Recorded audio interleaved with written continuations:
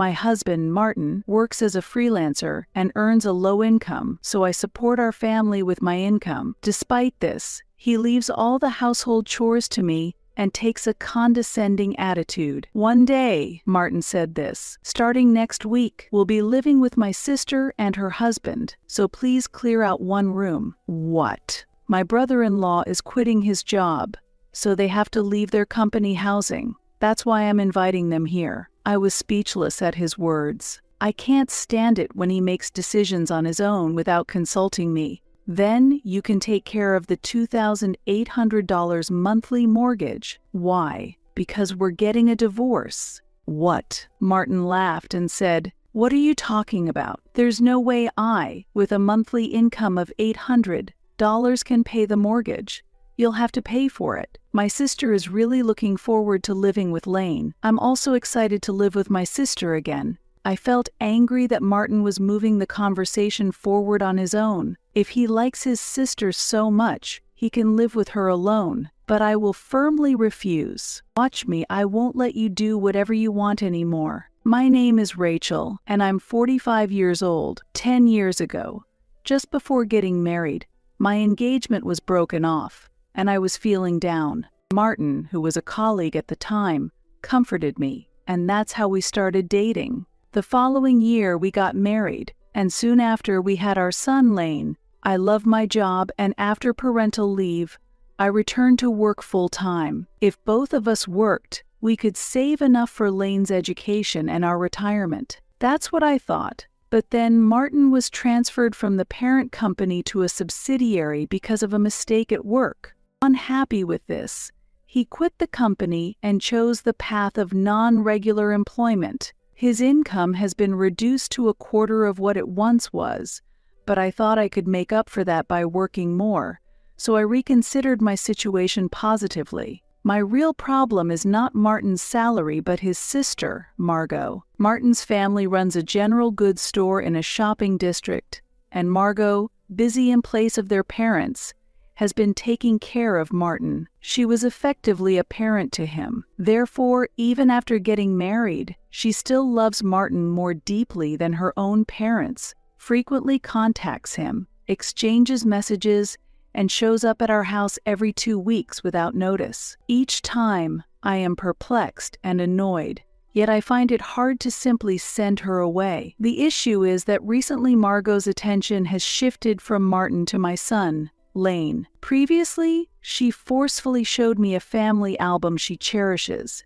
and I was surprised to see how much Lane, as a young child, resembles Martin at that age. Margot has been beautiful even at her age of 53, and when she removes her flashy makeup, she looks similar to Martin. Despite her well-kept appearance, she seems inwardly disappointed by Martin's transformation into a middle-aged man with a beard, but she is very pleased because her nephew is increasingly resembling her younger brother as a child. Therefore, when she arrives unannounced and Lane is not home, she is clearly in a bad mood. Lane is still at soccer practice at this time? He's only 9, poor thing, she says, sitting on the sofa in a frilly, lace-adorned dress, her pink lips pouting in dissatisfaction. "It was recommended by a friend, and it's only 6 p.m. I responded. A third grader should be in bed by 8 p.m. That's not possible, he has homework. Kids these days are busier than in the past. Margot has a condition that makes her infertile, and after several years of trying to conceive, it seems she gave up. So I understand she's not familiar with modern parenting, but she frequently interferes otherwise, and she usually visits during dinner time. Her husband is away on business, and she targets our home to have her meals, and almost invariably, she criticizes the cooking. Ah, sweet and sour pork with bean sprouts and ham salad? I would use cucumber and pickled mustard plants, she says. My sister is good at cooking, that's for sure. This is tasty, but it could use a bit more salt. I'll eat it since it's a shame to waste. And on another day, the chicken breast is dry and hard to eat. Really? Is that so? Yes, it's always like this. This meal is like something a kindergartner would make. Martin laughs as he says this. and I feel irritated with him in my heart. I don't want to hear that from someone who has never cooked. If it were me, I'd moisten the chicken with water or wine before cooking it. I've tried that. Then, it must be your cooking skills, Rachel. Hopeless. Margot and Martin burst into laughter together. After finishing the meal, they make unnecessary comments.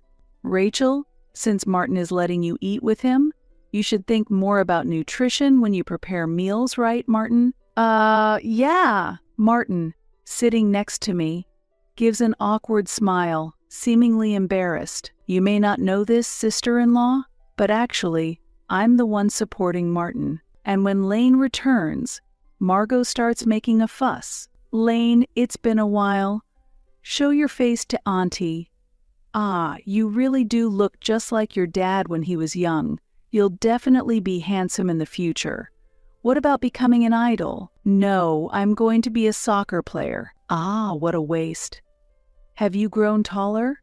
Your skin is smooth, your eyelashes long, and your hair silky.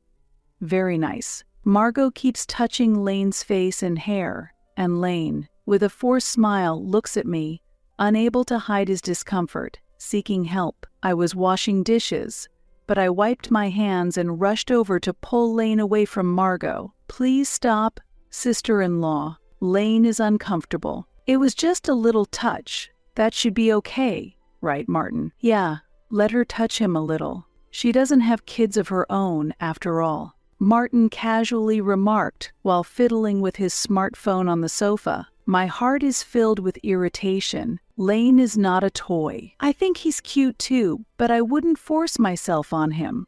That's separate from this. Please stop, as he clearly doesn't like it. Lane, you don't really mind, do you? When you put it that way, he can't say no. Sister-in-law, if you don't change your behavior, we won't be able to let you see him. You're stingy. Fine, from now on, I'll just look. Margot reluctantly agreed, and I breathed a sigh of relief. However, our home's troubles didn't end there. The other day, unexpected overtime came up, so I called Martin during my lunch break. Sorry, please eat the leftovers in the fridge with Lane. Okay, got it. But when I got home, Lane immediately ran up to me. Mommy, I'm so hungry. What?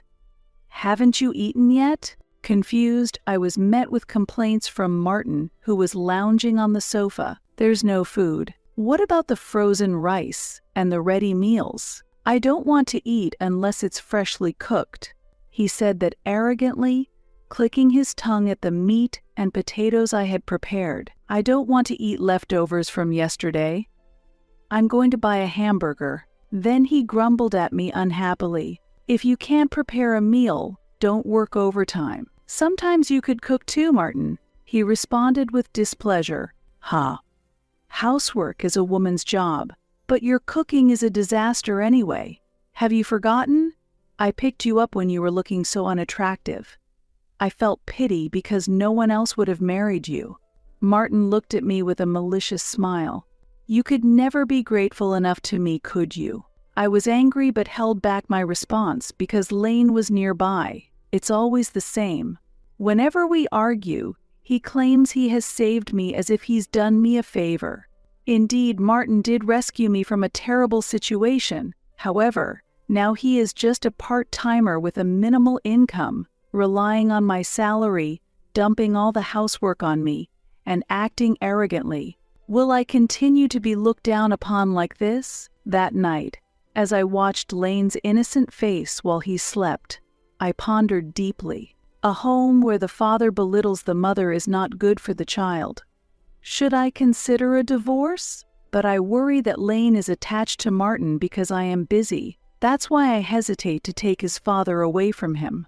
Then one day, after Lane had gone to bed, Martin suddenly spoke up. Starting next week, we'll be living with my sister and her husband, so please clear out one room. What? Stunned, I stared at him as he continued. Not what, just make sure it's done. I haven't heard about this. That's why I'm telling you now. Martin was somewhat irritated as he said that. My brother-in-law has to quit his job and leave their company housing. That's why I'm inviting them here. I told them they could stay as long as they like. I was shocked. What was he thinking? Proceeding with things without my permission. I forced a smile and said to Martin, "Then you can take care of the monthly mortgage of $2,800. Why? I'm getting a divorce. I've already been discussing it with a lawyer." What? After a slight delay, Martin burst out laughing.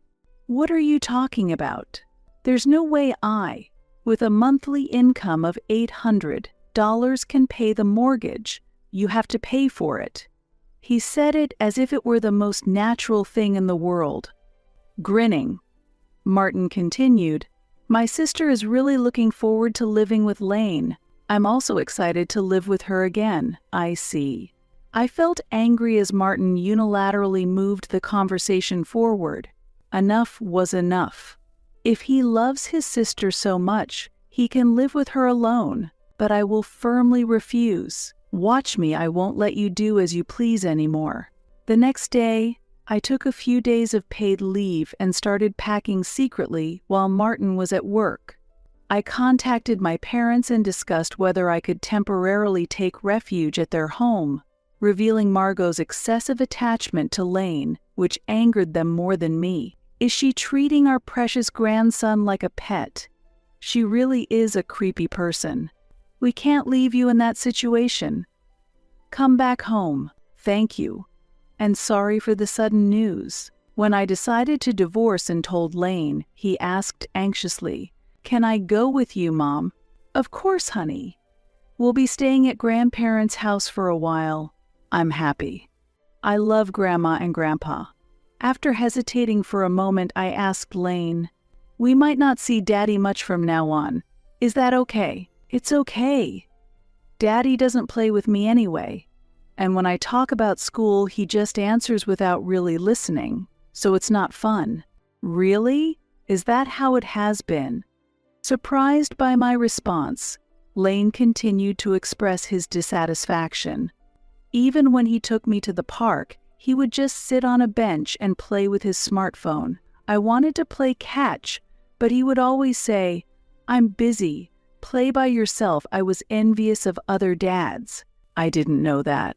While Martin did take Lane to the park on holidays, it allowed me to finish chores and shopping, and I thought they were enjoying their time together since he took outdoor toys with them. If he's not fulfilling his role as a father either, then there's no reason to stay with Martin. Fortunately, my parents live in a nearby town, so Lane can continue attending the same school and go to his soccer classes, which is a relief. I moved to my parents' house, transferred the house title to Martin, updated the address, and picked up the necessary divorce papers from the local office.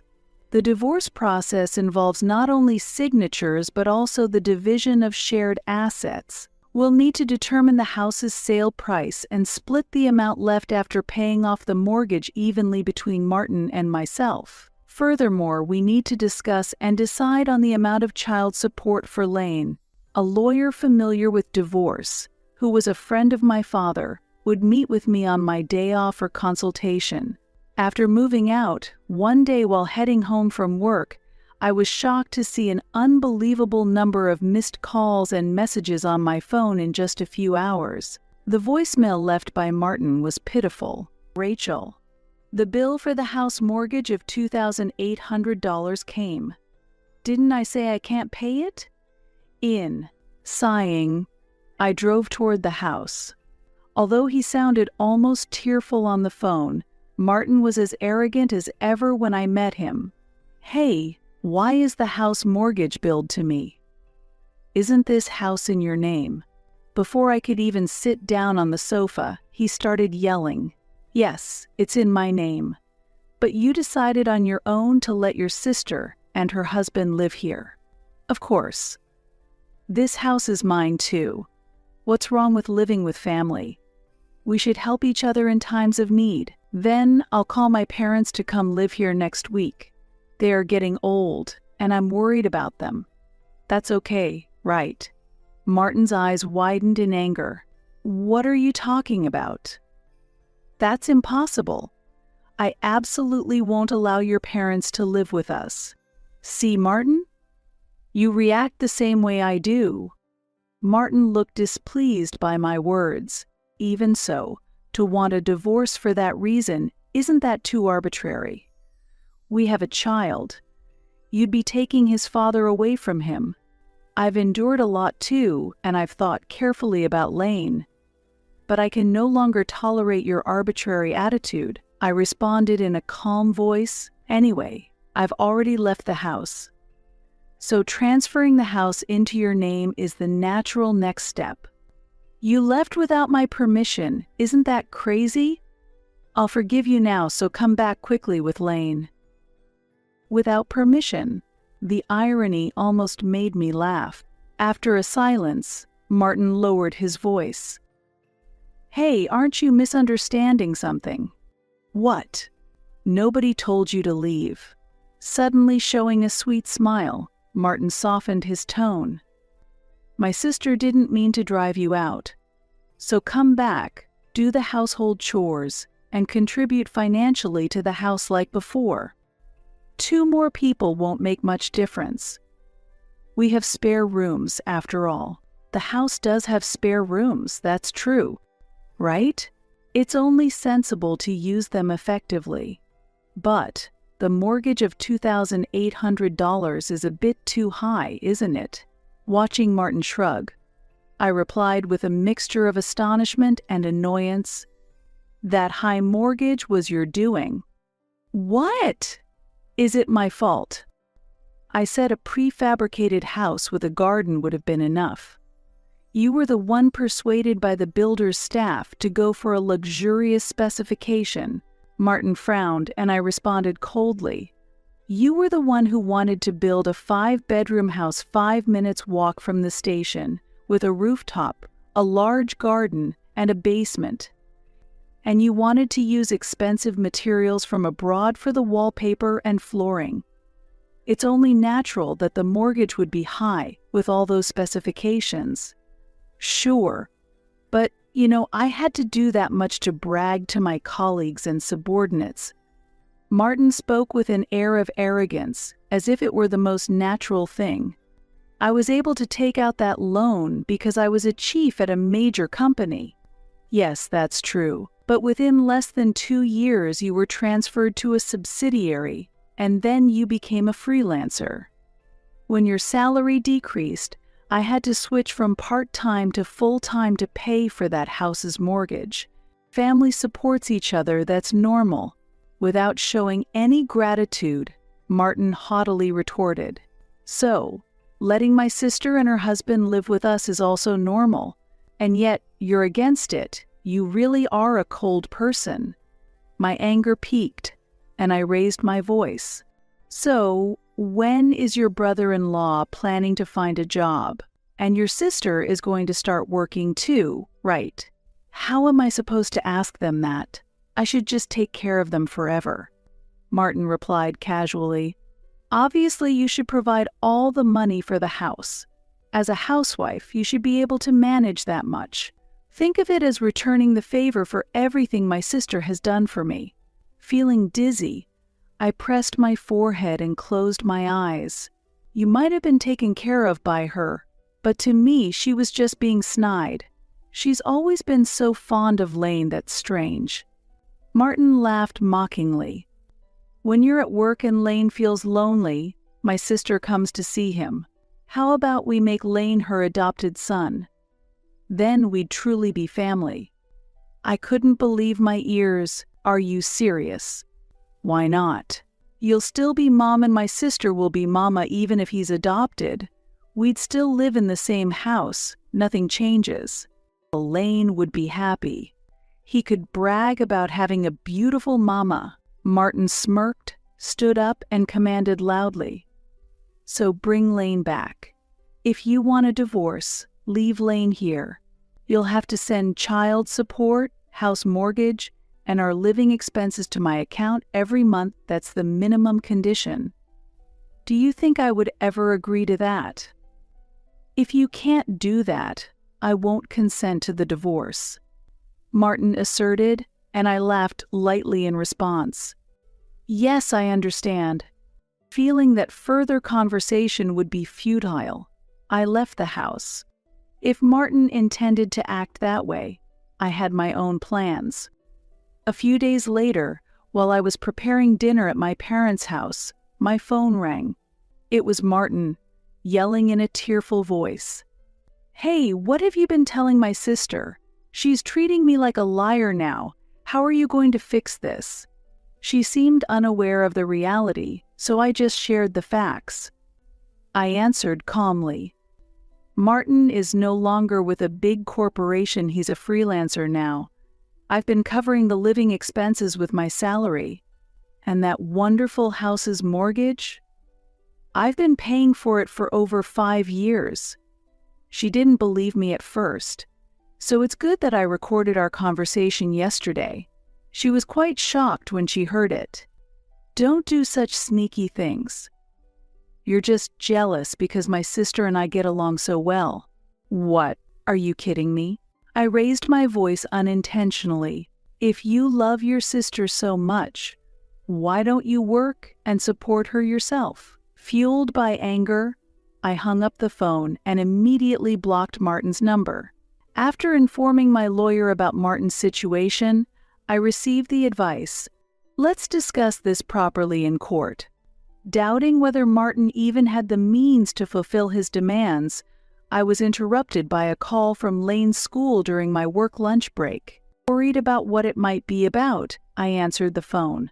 "I apologize for interrupting your busy day, but do you know a woman named Margot Parker?" I was a bit startled by the sudden question. "Yes, that's my husband's sister." "I see. Is there something wrong with my sister-in-law?" The teacher's words were a bit hesitant. Actually, she was just taken away by the police from the school premises. Really, I nearly dropped the coffee I was holding. The teacher carefully explained the details. A woman crossed the school gate illegally, entered the campus, and approached Lane while he was moving between classrooms. She persistently talked to him and even grabbed his hand, which led his friends to report it to me in the staff room, saying that an unknown woman was clinging to Lane. I see. She claimed to be his aunt, but Lane denied knowing her, so we decided to call the police. I could imagine Margot in a state of confusion. She argued that Lane's mother won't let me see him, and I've been locked out when I tried to visit their home, so I had no choice but to come to the school. I haven't done anything wrong. It's the monopolizing mother who is at fault. She was sent home after the police finished questioning her. I remembered an incident when Margot had tried to catch Lane returning home and my father had turned her away. I apologize for the inconvenience. I'm truly sorry. I apologized over the phone. Was Lane upset? More than being upset, he was angry. He said, "That woman is creepy. I don't want to see her ever again."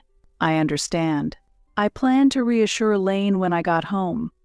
I would promise him that he would never have to meet Margot again, so he shouldn't worry. After hanging up the phone, I took a sip of my coffee and breathed a sigh of relief.